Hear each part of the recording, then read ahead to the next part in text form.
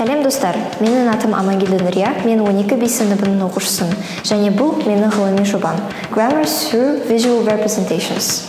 Сауалнаманың нәтижесіне қарайтын болсақ, оқушылардың 71% ағылшын тілінің грамматикасын үйренуді тіл үйренудің ең қиын бөлігі деп көреді. Экранға қарайтын болсаңыздар, сіз ағылшын тіліндегі 12 шақтың 6-сының визуалдық суретін көре аласыздар. Бұл суреттер арқылы оқушылар ағылшын тілі грамматикасын оңайырақ үйрене алады.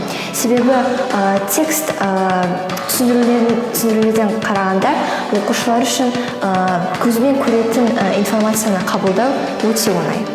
Сонымен қатар менің жобамның ең маңызды бөлігінің бірі бұл жасанды интеллект.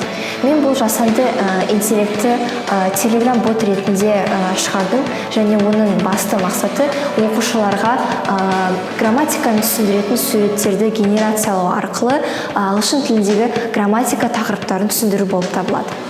Қорытындылай келе, менің ғылыми жобамдағы құралдардың бірі болашақта барлық оқушыларға ағылшын тілінің грамматикасын оңайырақ үйренуге мүмкіндік береді.